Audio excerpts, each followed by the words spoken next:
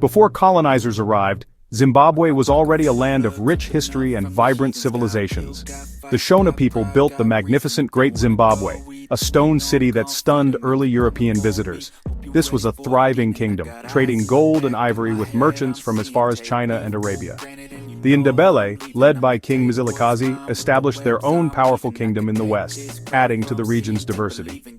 These societies had complex social structures, economies, and spiritual lives deeply connected to the land. The idea that Zimbabwe was a blank slate is pure myth. Powerful kingdoms, brilliant architects, and savvy traders shaped this land long before colonization. The fight for liberation was about reclaiming a history and identity that had always existed. Zimbabwe's story doesn't start with colonization, it starts with a proud, prosperous past. Understanding this heritage is crucial to understanding the spirit of resistance that followed. The struggle was never just about land, it was about dignity and reclaiming a legacy. Colonialism in Zimbabwe began with ambition, greed, and a notorious contract. Cecil John Rhodes, driven by dreams of empire, targeted the land for its rumored gold. In 1888, his agents tricked King Lobengula into signing the Rudd Concession, a document that handed over vast control to Rhodes's British South Africa Company. What Lobengula thought was a minor mining deal turned out to be a total land grab. In 1890, Rhodes sent settlers to occupy the land, raising the Union Jack at Fort Salisbury, now Harare.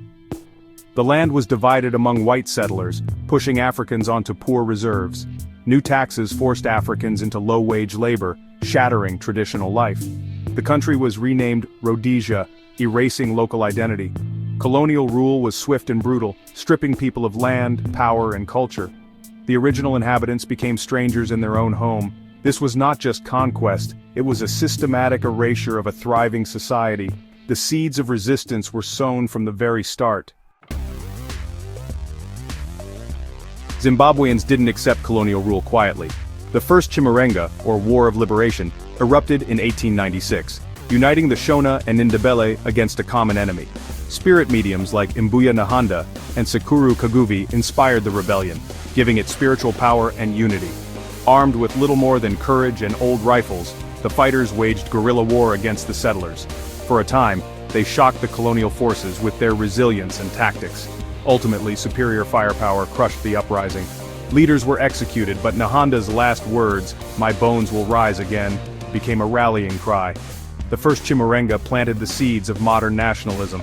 Even in defeat, the spirit of resistance endured. The struggle became a foundational story for future generations.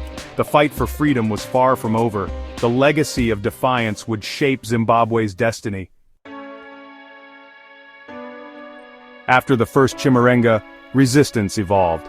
Activists like Benjamin Barambo and Joshua Nkomo led early political movements, demanding rights through peaceful protest. When dialogue failed, a new generation emerged. Ndabaningi Sithole, Leopold Takawira, and Robert Mugabe, who believed only armed struggle would bring change. This led to the formation of ZANU and ZAPU, two major liberation movements. Mugabe, the sharp strategist, and Nkomo, the charismatic Father Zimbabwe, became central figures. Josiah Tongogara, Zanla's commander, turned political vision into military action, building a formidable guerrilla force. These leaders endured prison, exile, and constant danger. Their sacrifice inspired thousands to join the liberation armies. The Second Chimurenga, the armed struggle of the 1970s, was born from their leadership. They were more than politicians. They were symbols of hope and determination. The fight for freedom became a national movement. The architects of liberation changed the course of history.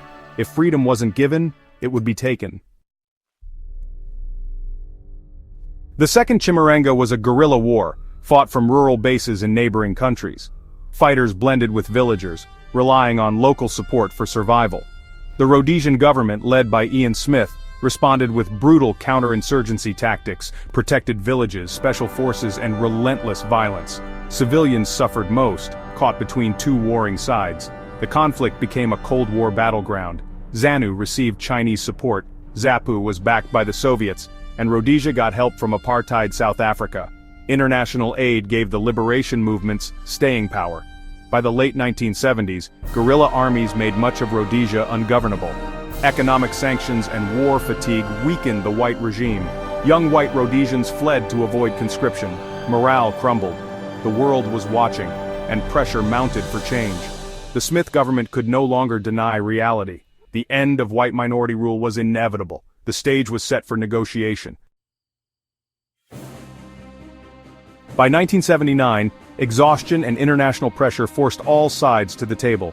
The Lancaster House Conference in London brought together Ian Smith, Mugabe, Nkomo, and the British. Negotiations were tense, with land reform and minority rights as sticking points. After months of hard bargaining, a compromise was reached: a new constitution, a ceasefire, and the promise of democratic elections. The liberation movement secured one person, one vote. The white minority got temporary protections. The land issue was postponed, a bitter pill for many. With the agreement signed, the war ended. Elections in 1980 saw Mugabe's ZANU win a landslide. On April 18, 1980, Zimbabwe's flag was raised for the first time. Independence brought a wave of hope and celebration. After decades of struggle, Zimbabweans were finally free. The dream of self-rule became reality. A new chapter began. Independence was a moment of profound liberation and hope. Mugabe's call for reconciliation surprised the world, urging unity to build a new nation. Early years saw rapid progress in education and healthcare, raising literacy and improving lives. For many, freedom brought real, tangible change. But colonial wounds ran deep, land reform remained unresolved, and political divisions soon resurfaced.